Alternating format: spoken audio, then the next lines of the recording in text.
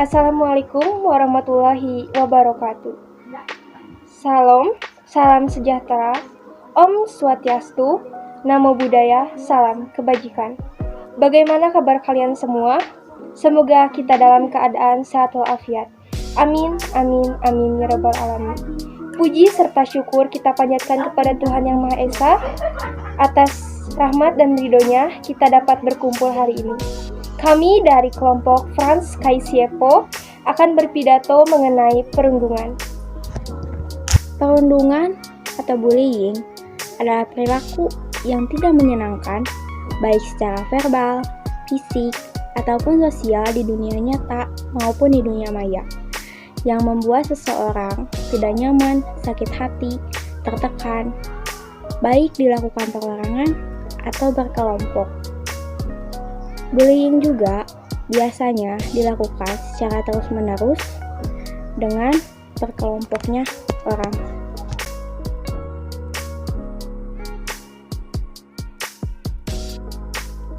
Yang dilakukan dengan mengejek, mencakapkan fisik, mengucilkan orang, dan menyakiti fisik.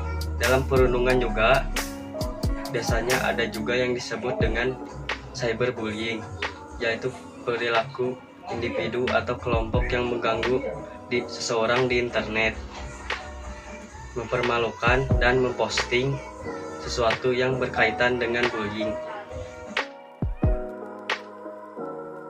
Marilah kita menciptakan sikap empati dan simpati agar tidak menimbulkan bullying, memberikan sosialisasi di sekolah, serta meneladani sikap teladan dan baik terhadap teman di sekolah agar menciptakan pertemanan yang sehat.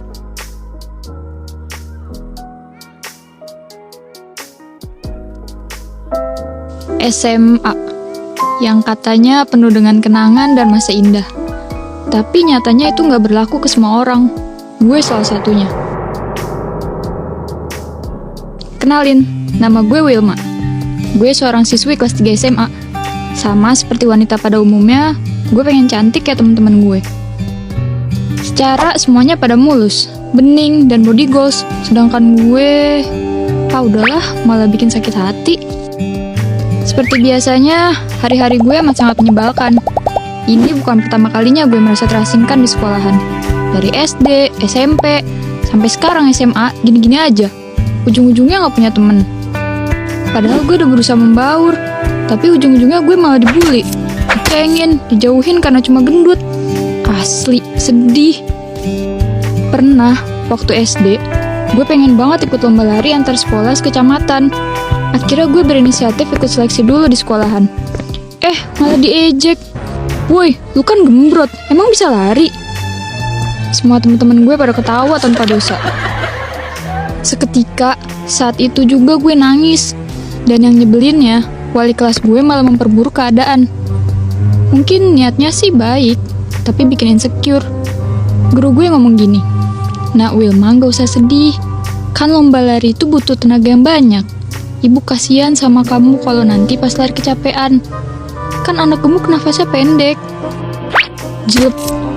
Dan hal itu terngiang-ngiang di kepala gue sampai sekarang. Bukan mau gue juga buat gembrot, fluffy, jiggly, puff kayak gini. Back to masa SMA. Masa yang paling gue benci. Rasanya pengen buru-buru lulus aja. Awalnya gue kira masa ini bakalan berjalan mulus dan lancar-lancar aja, karena udah pada gede. Ya minimal gak kayak anak SD SMP lah. Ternyata itu salah. Biar jelas, gue ceritain sedikit deh awal bullying terhadap gue. Jadi, waktu hari pertama sekolah, jujur, gue excited banget. Sampai akhirnya giliran maju satu-satu perkenalan di kelas. Semuanya tenang, canggung, bahkan gak ada yang janggal. Tapi, pas giliran maju, gue gak sengaja kesandung kaki meja. Jadi harus jatuh dan nabrak meja. Duh, sumpah, malu banget. Terus, orang yang meja gue tabrak nutup gini. Jir, diseruduk badak. Terus, lagi-lagi gue diketawain sekelas. Dari situ, semua bullying bermula di masa SMA. Gue dipanggil badak lah, kingkong betina lah. Bahkan yang nyakitin, ada cowok yang badannya gendut kayak gue, sok-sokan ngatain gue juga. Dalam hati gue kayak, ngaca woi, ngaca. Bahkan, tiap belajar kelompok, gue selalu jadi orang sisaan. yang gak diterima di mana-mana. Alasannya sih simple, katanya gue makan tempat lah, bakalan ngabisin makanan lah, dan lain-lain. Padahal gak gitu juga kali. Kadang gue berdoa sama Tuhan, kenapa gue harus gendut? Terus apa salahnya sih jadi cewek gendut? Saking keselnya dibully secara verbal, gue pernah nyoba ngelawan dengan ngebentak orang yang ngecengin gue. Mereka malah dorong-dorong badan gue sampai jatuh ke tanah. Jahat, semuanya jahat. Pasti kalian bingung, kenapa hal sejahat ini gak kecium juga sama pihak sekolah. Simple, gue gak mau berurusan sama orang-orang kayak mereka. Capek, euy. FYI, alasan gue bisa survive di balik tekanan ini adalah waktu gue. Mereka selalu dukung dan gak pernah capek dengerin keluh kesah gue. Tapi perihal dibully, gue lebih milih diem. Karena malu, udah SMA tapi masih suka ngadu. Dan nyatanya, gue masih kuat tahan banting sampai kelas 3 ini. Meskipun hati gue rapuh. Oh iya, meskipun di kelas gue banyak yang bully, ada satu orang yang sama sekali gak pernah ikut-ikutan bully. Entah karena dia baik dan masih punya hati, atau main aman. Dan orang tersebut adalah Dharma. Jujur, diam-diam gue ngefans sama dia. Dia tuh ganteng, pinter, gak banyak bacot kayak bocah-bocah yang bully gue. Tapi bisa famous antara sekolah. Semua cewek juga selalu berusaha caper sama dia. Andai gue cantik kayak mereka, mungkin gue juga akan caper sama Dharma. Masalahnya, gue tuh sadar diri kalau gue itu jauh dari kata sempurna. Ntar yang ada kalau gue caper malah diolok-olok. Cukup gue mengagumi dan mencintai Dharma dalam diam. Singkat cerita, gue lagi istirahat di kantin. Lagi-lagi gue sendirian. Terus tiba-tiba Dharma datang sambil bawa mangkok bakso. Will, gue boleh duduk di sini nggak? Soalnya gue nggak kebagian tempat makan. Sambil belagapan, gue yain aja. Kapan lagi sedekat ini sama cowok yang gue taksir? Menawangi pula. Terus, tiba-tiba dia manggil nama gue. Will, Will, Wilma. Tapi gue masih bengong terpesona sama Dharma. Sampai-sampai dia megang tangan gue. Will, nanti pulang sekolah bareng yuk.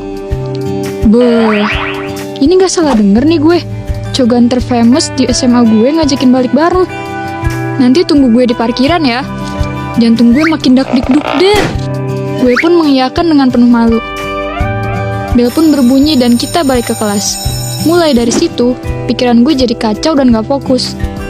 Halu mulu deh. Jam 1:30 siang, di mana pelajaran sekolah telah usai, dengan rasa campur aduk gue mantapkan langkah ke parkiran motor.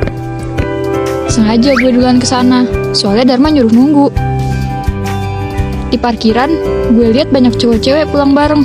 Mereka semua hahaha. Duh, gue jadi ngebayangin balik bareng Dharma. Tapi, kenyataannya, 5 menit, 10 menit, Dharma gak datang juga. Gue masih sabar dan berpikir positif. Mungkin dia lagi piket. Tapi setengah jam dia gak datang-datang juga sampai gue bete. Akhirnya gue nekat nyari Dharma ke kelas. Dan kelasnya kosong. What? Terus dia kemana dong? Ini gue gak lagi dibercandain kan? Karena gue masih yakin Dharma gak bohong, gue balik lagi ke parkiran. Siapa tahu tadi kita sama-sama nyari. Pas sampai parkiran, gak ada Dharma. Asli, air mata gue udah di ujung banget. Terus ada yang nepuk pundak gue dari belakang. Pas gue nengok, Dharma. Bukan mbak, saya Pariono, bukan Dharma. Jir, malu. Ternyata malah satpam SMA gue. Terus dia ngasih secari kertas yang lusuh. Pas gue buka tulisannya, ya kali gue balik bareng lu, Dut. Ngaca kali. Bye, Dharma. Terus gue dengar suara ketawa gerombolan anak cowok dari kejauhan. Di sana ada Dharma juga. Asli, sakit. Gue dipermainkan semena-mena kayak gini. Gue langsung nangis dan pulang tanpa pedulin Dharma. Sumpah, Dharma, lu jahat. Sehari setelah kejadian itu, gue gak masuk sekolah. Gue sengaja bolesin diri gue di rumah. Mumpung bokap nyokap lagi pergi keluar kota. Selama 3 hari di rumah, gue banyak merenung, sedih. Rasanya pengen berhenti sekolah. Sampai akhirnya gue berdiri di depan cermin. Apakah gue seburuk itu? Gak tahu kenapa, insting gue sebagai cewek mulai membara. Gue buka YouTube ini itu, segala macem demi menenangkan diri. Sampai akhirnya gue lihat beauty vlogger. Bahkan YouTuber yang menginspirasi karena relate sama masalah hidup gue. Kalau ngeliat Kendall Jenner sama Gigi Hadid, bikin lemak di tubuh ini minder parah. Auto mental deh pokoknya. Di situ gue sadar, sudah saatnya take action. Diet bukan lagi soal wacana. Gue harus lebih care dalam menjaga dan merawat tubuh ini. Karena gue yakin, suatu saat gue bisa cantik dan balikin keadaan. Singkat cerita, gue udah lulus dari SMA. Bertahun-tahun gue benar-benar memutus informasi dan komunikasi sama temen SMA gue. Gue benar-benar move on biar fokus sama cita-cita yang gue mau. Oh iya, bukannya sombong. Sekarang gue sukses dan punya produk kecantikan sendiri. Dan rencananya sih, tahun depan mau buka klinik kecantikan gitu di beberapa kota. Meskipun gue udah lost kontak sama anak-anak, gue masih join kok di grup alumni. Ya lumayan lah buat mantau-mantau keadaan. Sampai akhirnya beberapa saat yang lalu, gue dapet notifnya dari grup WA kalau bakalan ada reuni SMA. Ya udah deh, gue putusin buat dateng. Soalnya gue penasaran sama anak-anak yang dulu ngebully. Sekarang udah jadi apa ya? Terlebih lagi, gue pinisirin si misi Dirmi. Gue sengaja pakai kacamata dulu, pengen tahu respon mereka. Pada kenal nggak? Dan kalian tahu apa yang terjadi? Ketika gue dateng dan turun dari apart, semua orang bengong bukan main. Dari atas sampai bawah gue diliatin. Sampai akhirnya gue buka tuh kacamata.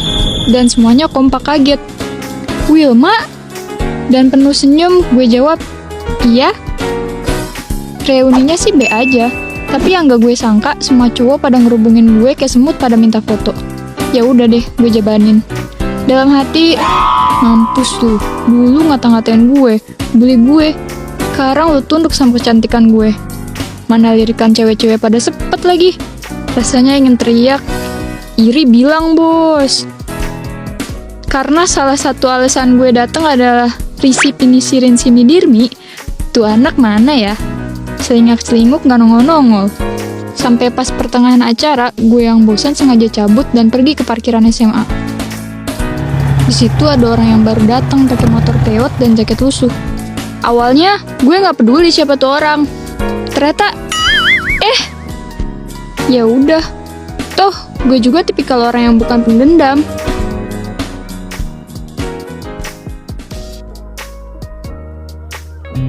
Dari acara reuni ini, gue bisa ngasih pelajaran ke mereka. Kalau dunia ini akan berputar. Ada saatnya gue bisa buktiin kalau gue mampu. Terlepas dari standarisasi kecantikan dan body goals, semua wanita itu terlahir cantik dan berhak untuk cantik. Mau curvy, mau kurus, tinggi pendek, semuanya bukan patokan kecantikan yang bisa dieksploitasi. Dan asal kalian tahu, body shaming itu nggak keren. Perkataan jahat kalian bisa menyakiti perasaan. Karena kedepannya kalian nggak akan tahu apa yang terjadi. So, berbuat baiklah selagi bisa. Buat kalian di luar sana yang dibully, jangan pernah takut dan merasa sendirian. Kalian juga istimewa. Karena semua berhak bahagia. So, kalau kalian punya cerita unik dan menarik, silakan kirim ke email di bawah ini ya. Jangan lupa klik tombol like, share, komen, dan subscribe channel Gue Punya Cerita. Cukup sekian pidato dari kelompok kami. Terima kasih atas perhatiannya. Mohon maaf apabila ada kesalahan kata dan ucapan. Salam sejahtera.